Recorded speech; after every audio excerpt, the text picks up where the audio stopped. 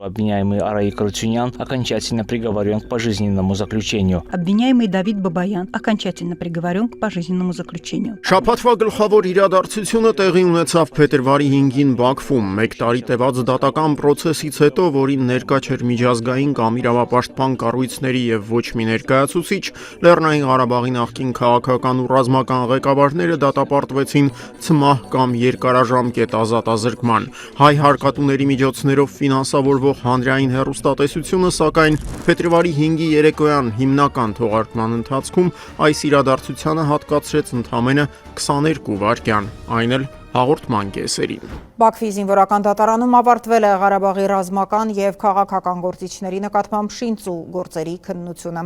Դատարանը Արայիկ Հարությունյանին, Լևոն Մնացականյանին, Դավիթ Իշխանյանին, Դավիթ Մանուկյանին եւ Դավիթ Բաբայանին դատապարտել է ցմահ ազատազրկման։ Արկադի Ղուկասյանը եւ Բակո Սահակյանը տարիքով պայմանավորված դատապարտվել են 20 տարվա ազատազրկման։ Ադրբեջանական դատարանը Արցախի ռազմաքաղաքական ղեկավարության համար ծանրագույն պատժաչափեր սահմանեց Իլհամ Ալիևի եւ Նիկոլ Փաշինյանի Աբու Դաբիում Զայեդ մրցանակի հանձնումից եւ այդ արարողության ընթացքում հնչած խաղաղության մասին հայտարարություններից ուղիղ 1 օր անց։ Այն, ինչ տեղի է ունեցել 2025 թվականին եւ տեղի է ունենում հիմա, անհավանական է։ Սակայն այս արարողությունը միայն խաղաղության համաձայնագիրը տոնելու մասին չէ։ Այն նաև Հայաստանի եւ Ադրբեջանի կողմից այն փաստի հաստատումն է, որ հակամարտության էջը փակ է։ Հակառակ դեպքում անիմաստ կլիներ Ադրբեջանի նախագահի կամ ինձ համար գալ այստեղ եւ արժանանալ այս պատվին։ Բայց չնայած արդեն իսկ հաստատված խաղաղության մասին լավատեսական այս հայտարարություններին, ադրբեջանական կողմն այս շաբաթ էլ շարունակում էր ուղղակի կապ տեսնել խաղաղության պայմանագրի ստորագրման եւ Հայաստանի սահմանադրության փոփոխության միջև։ Մինչև Հայաստանում կայանալիք հերթական ընտրությունները, այսինքն մինչև հունիս, մենք կարող ենք ստորագրել խաղաղության պայմանագիրը։ Դա սակայն կարող է տեղի ունենալ այն դեպքում, եթե Հայաստանը պարտավորվի, որ իր նոր սահմանադրության տեքստում Ադրբեջանին ուղղված տարածքային պահանջներ չեն լինի։ Ադրբեջանցի падգամավոր Հուդրաթ Հասանղուլիևի այս հայտարարությունից 2 օր անց, փետրվարի 4-ին, Արդարադատության նախարար Սրփուհի Գալյանը հայտարարեց, Հայաստանի նոր սահմանադրության տեքստը պատրաստ կլինի արդեն հաջորդ ամիս։ Տեքստ, որը հրապարակման ենթակա այլևս կլինի։ Հայաստանյան իշխանությունները սակայն առայժմ խուսափում են նշել, արդյոք նոր սահմանադրության տեքստում մնալու է ադրբեջանցիներին գրգռող գլխավոր դրույթը՝ հղումը անկախության հռչակագրին։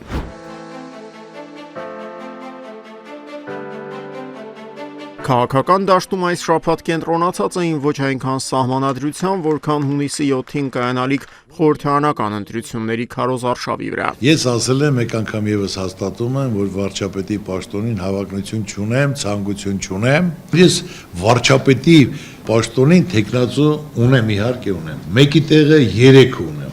Մեկը մեկից գրագետ, մեկը մեկից ուժեղ, պատրաստված։ Բարգավաճ Հայաստան կուսակցության առաջնորդ Գագիկ Ծառուկյանի այս հայտարարությունը հնչեց երիտասարդների հետ շաբաթասկզբին կայացած հանդիպման ժամանակ։ Ծառուկյանի հետ այդ հանդիպման մասնակիցները բնականաբար չէին կարող շրջանցել նաև Հատիս լեռան գագաթին կառուցվող Քրիստոսի արձանի թեման։ Ձեզ մի հետաքրքիր եւ տարօրինակ հարց ունեմ տալու։ Մեծ ուրախությամբ։ Երբ որ ավարտեք Քրիստոսի արձանի կառուցումը,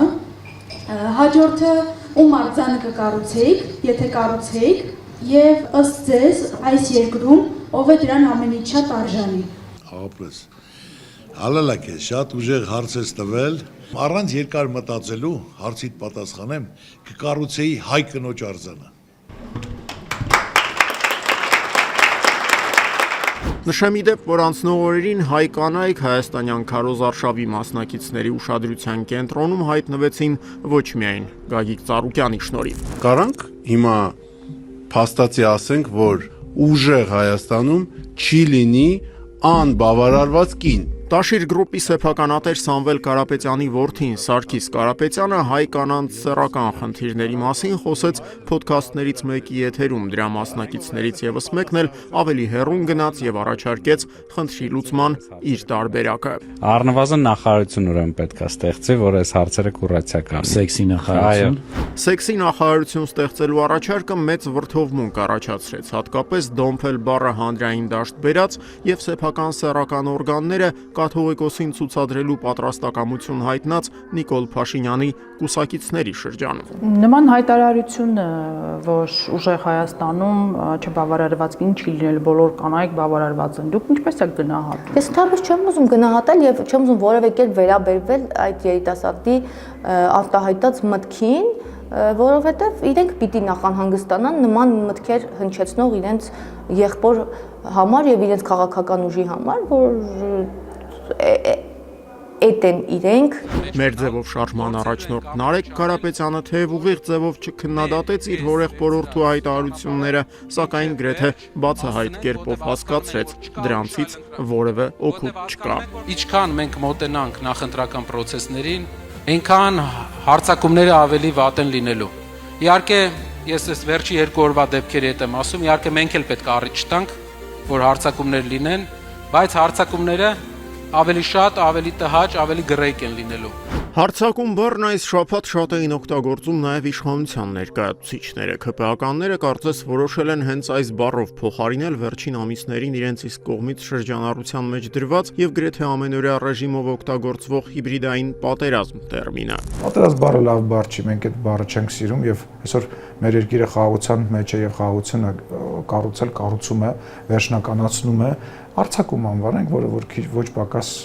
բնորոշում է այն դեպքերը, ինչը դուք նկատի ունեք։ Ազգային ժողովի նախագահ Ալեն Սիմոնյանն այս առաջարկը հնչեցրեց Ֆակտոր TV-ի եթերում Մոսկովյան այցից մի քանի օր առաջ։ Ռուսաստանի մայրաքաղաքում, սակայն Սիմոնյանը կրկին ստիպված էր առնչվել հիբրիդային պատերազմների կամ հարձակումների թեմային արդեն Սերգեյ Լավրովի թեթև ձեռքով։ Немножко странно слышать периодические высказывания о том, что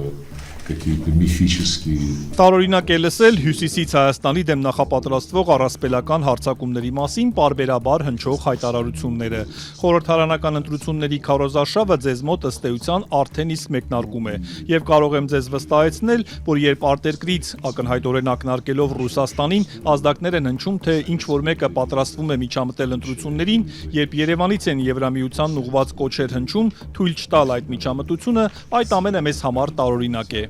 Մենք կարծում ենք, որ պատասխանատու քաղաքական գործիչները Երևանում հասկանում են, որ նման քայլերն ակնհայտ սադրիչ նպատակներով են արվում։ Эти заходы делаются с откровенно провокационными целями. Շաբաթվա գլխավոր սկանդալի հերոսը ոստիկանությունն էր, ավելի ճիշտ դրա օպերլիազորներից Հայկ Հակոբյանը, որի գործողությունները պատկերող տեսանյութը փետրվարի 3-ին հրապարակեց լրագրող Սյուզի Բադոյանը։ Ես պետք է նստենք, հասենք, կզնայինք իրար ինչեր գա տոկասիկով։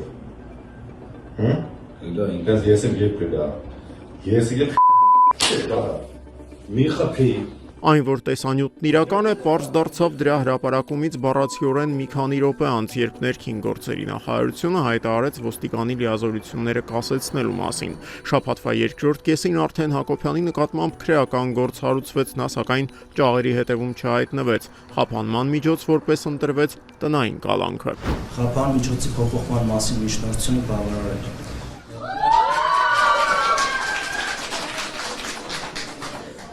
Այս շաբաթ տնային կալանքը որպես խափանման միջոց սահմանվեց նաև հունիսից բանտում գտնվող Շիրակի թեմի առաջնորդ Միքայել arczepiskopos Հաջապահյանի դեպքում։ Վերաքննիչ քրեական դատարանն այս որոշումը կայացրեց փետրվարի 6-ին։ Որ Նիկոլ Փաշինյանը, որ այսօր եկեղեցու ծունկ է իջնում, ես ուրախանում եմ, Սաղմոս է կարդում, ուրախանում եմ, ինձանից շատ բան է սովորում այդ հարցերում։ Գյումրեցի մյուս հայտնի կալանավորի ընդդիմադիր քաղաքապետ Վարդան Ղուկասյանի պարագայում սակայն դատարանն անդրդվել է խափանման միջոցի փոփոխության փոխարեն Ղուկասյանն այս շաբաթ դատարանից հերթական նկատողությունը ստացավ։ Առաջ Հայաստան եւ մի բաներ ուզում եմ ասել, Անդրանիկ Զորավարը, Քաջոր Անդրանիկը ուխտ է արել ազգի համար, թե Մասիսին բան պատային, ազգովի դառնանք, ֆիդայի, Վերնիմացու Բորոջան։ Իսկ այդ տոնով բան Ես ոչ մի մարդուց ոչ վախենում եմ, ոչ քաշվում եմ, ես մենակ Բարձրյալ Աստծուց եմ վախենում։ Ես ուշադիր լսում եմ բոլորին։ Նստեք Մեղադրյան։ Նստում եմ։ Նստեք։ Այո։ Դատարանի հետ նման տոնով այլևս։ Դու էլ ինչ ես խոսես իրավունք չունես, ես եկա բանը մարես ազգյալ։ Ոչ թեքվես երեխաներիցը չեն կարող այդ տոնով խոսել։ Դատարանը հայտարարում է ձեզ նկատողություն։ Ինչ կուզեք արեք ինձ համար եղած չեղածի հաշիվ է։ Շաբաթվա գլխավոր մարզական իրադարձությունն Իտալիայում մեկնարկած Միլանի ձմեռային օլիմպիադան էր։ Հայաստանը դրանում ներկայացված է 5 մարզիկներով, սակայն հիմնական ուշադրությունն այս շաբաթ կենտրոնացավ գեղասահորդներ Կարինա Ակոպովայի եւ Նիկիտա Ռախմանինի վրա։ Օլիմպիադայի մեկնարկից մի քանի ժամ առաջ Ադրբեջանի ազգային օլիմպիական կոմիտեն բողոք էր ներկայացրել ՄՕԿ-ին, պնդելով, թե Հայաստանը ներկայացնող գեղասահորդների ընտրած երաժշտությունը քաղաքականապես լարված է եւ անջատողական։ Ակոպովայի եւ Ռախմանինի ընտրած կոմպոզիցիան կոչվում էր Արցախ։